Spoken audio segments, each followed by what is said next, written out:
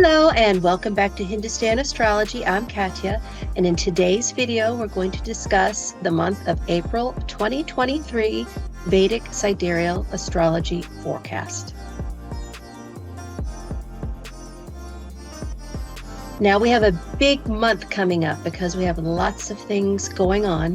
One of the first big things is that Venus will be going into her own sign of Taurus, and then we're going to have the solar eclipse, which is in Ashwini, Aries. And also I want to remind you guys that Dr. Sandeep Kanholi and I, who is my teacher, we're having a webinar on April 2nd, and we're going to discuss the solar eclipse and the lunar eclipse of May through all 12 signs. So I hope you can make it. Go to my website and you will find the link to register. And then after that, we're going to have Mercury going retrograde.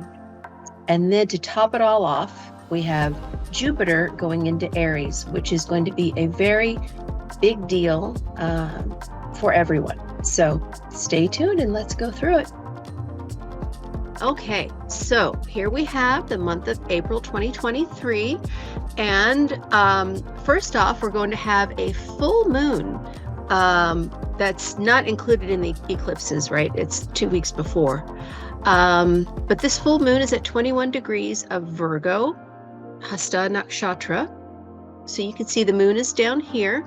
Now I've set it to Washington, D.C. because this will tell us kind of the forecast for the country, what's going on.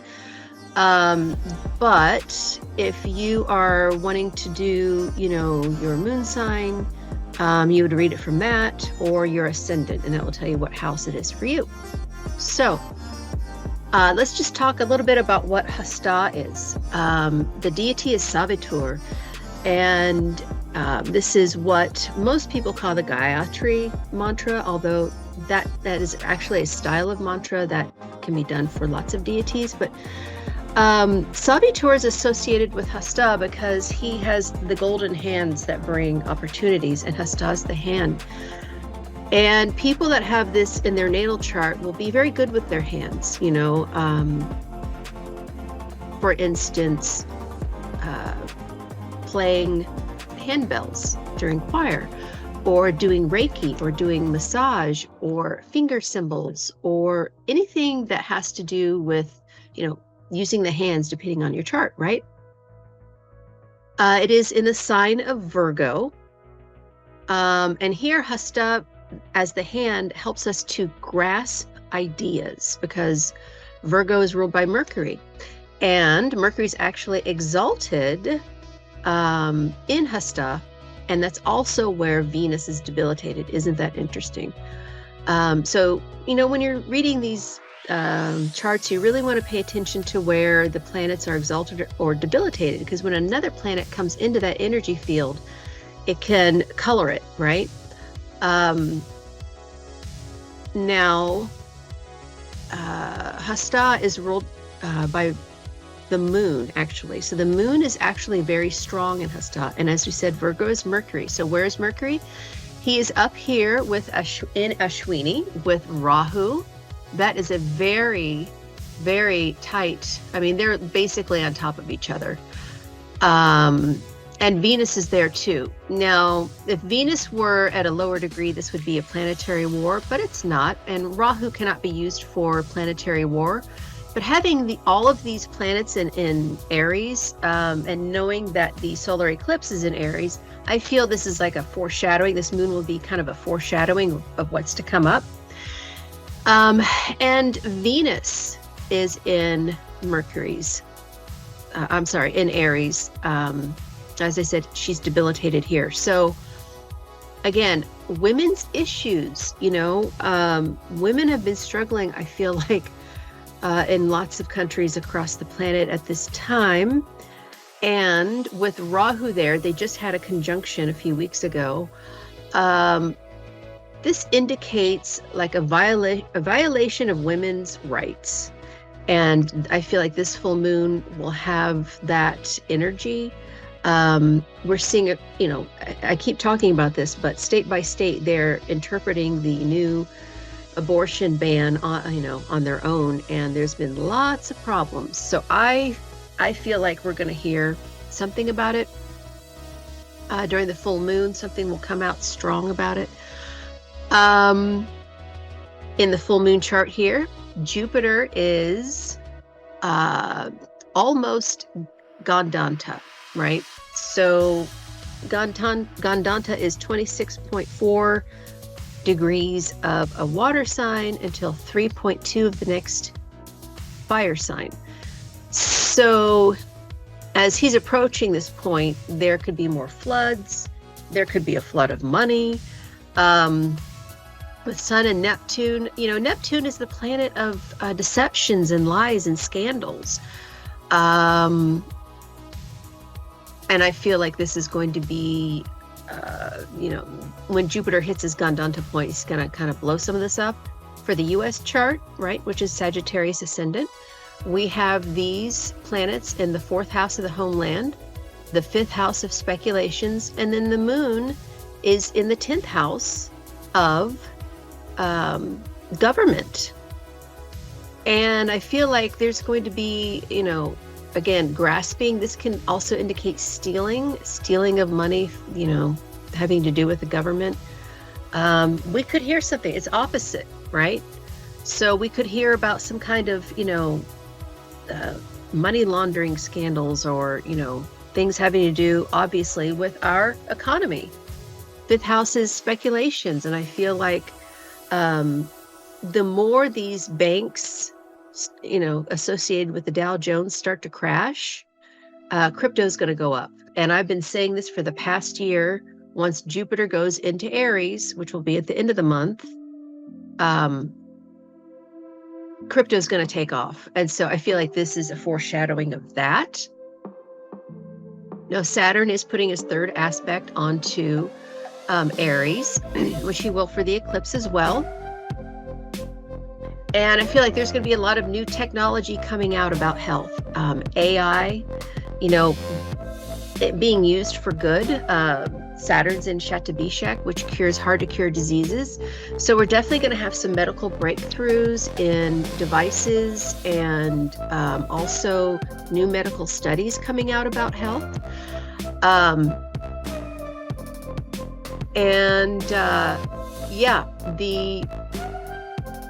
For the United States, the house of Taurus is actually the house of health, right? This is the 5th house.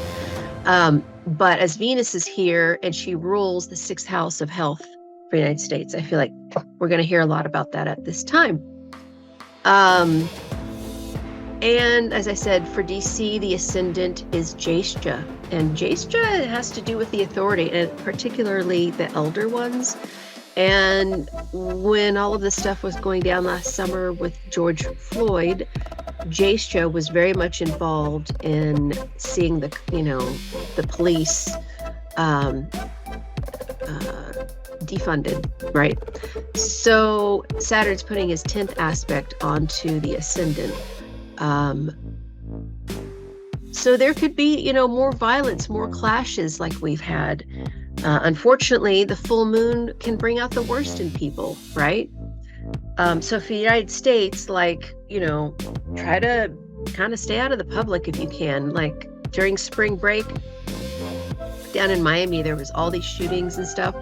We could see very well that those people will be coming to justice. There will be laws changed in Florida and Miami to not let this happen again. I kind of see that happening at this time. Now Mars is in Ardra, which is the teardrop, and he's in the 7th house for United States chart. For this chart, he's in the 8th house. So yeah, there's definitely a build-up to our opponents wanting to take control of us somehow. And it's been happening for a while, but I know that China has been buying a lot of property in the United States. And actually, South Carolina just passed a law that no foreigners, as in not citizens, right? Like not Chinese Americans, but actual Chinese companies, are not allowed to purchase property in South Carolina now because they see what's going on. You can very clearly see that in this chart, right? Lies and deception, and taking charge. So yeah, I feel like this is a real build up to what we have in 2 weeks, which is the solar eclipse. So what happens shortly after? I mean, literally, look at this. April 6th, 12:35 a.m. is the full moon. And then at 1:30, right after, Venus, you can see she's at the tail end of her time spent in Aries. She's going to be going into her own sign. So again, in this chart, it will be going into the 7th house, but for the United States chart, it's the house of health. So women's health is going to be a huge deal for this full moon. And don't forget, as I said, Venus's debilitation point is here in Virgo. So after we have Venus going into Taurus, the sun goes into Aries. Again, this is the Sidereal Forecast, remember? So we don't use the tropical forecast, which is the or tropical zodiac, which is how the light hits the planet, right? We're using the sidereal, which is our view of the stars at night from the planet Earth. So in the sidereal system, if you are born between like April 14th and then May 14th or 15th, you are Sun in Aries. So happy birthday, woo! Then April 20th at 12:13 a.m., we have the new moon total solar eclipse at 5 degrees Aries Ashwini. Now, this one, I'm just going to give you a few little hints because I really want people, to sign up for the webinar because it's going to be live and you'll be able to ask questions.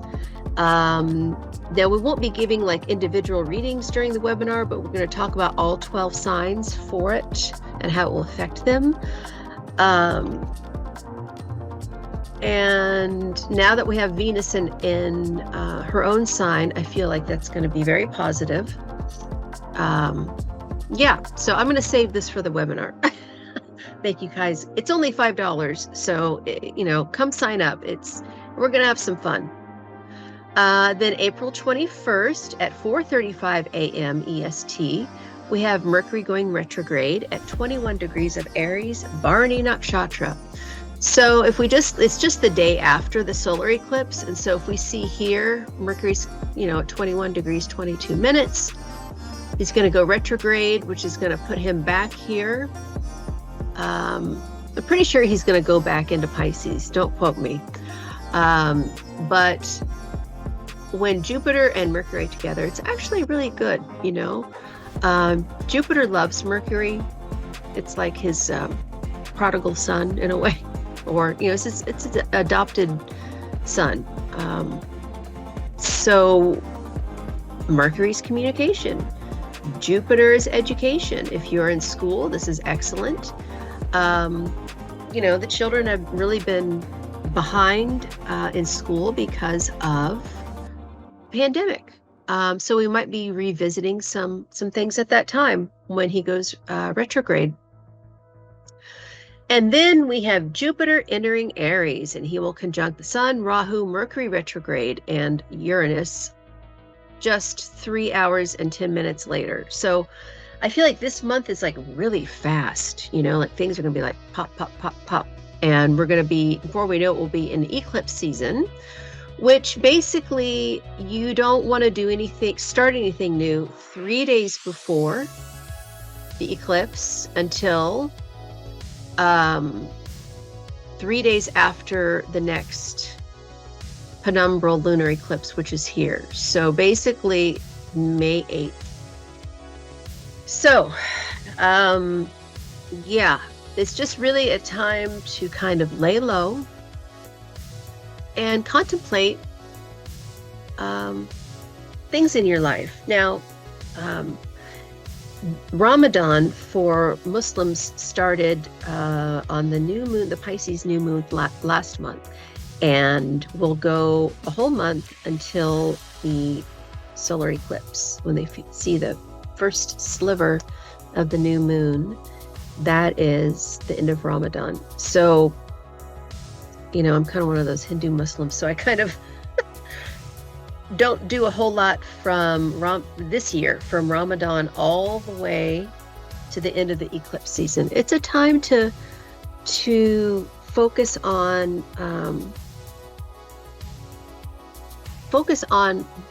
your inner heart and how you are connecting to source, whatever that is for you.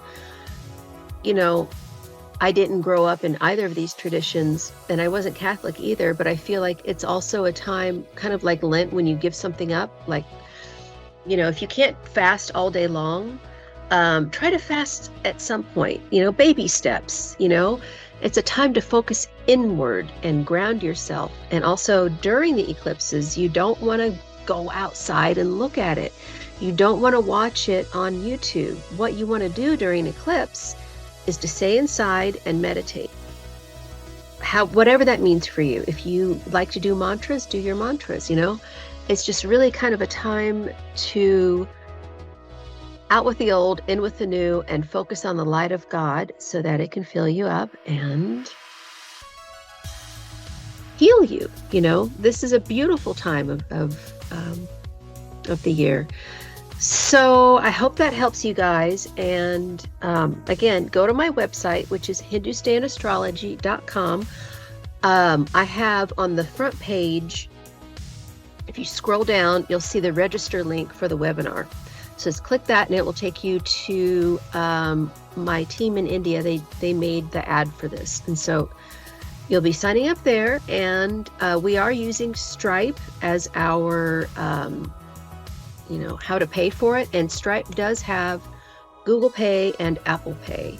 So if you don't want to use their system, which is Stripe is kind of like the international PayPal, because a lot of people can't use PayPal in other countries. They charge 10%. It's, really kind of outrageous. So what you want to do is just, choose how you want to pay, and then it'll take you to a different page that will show you your registration.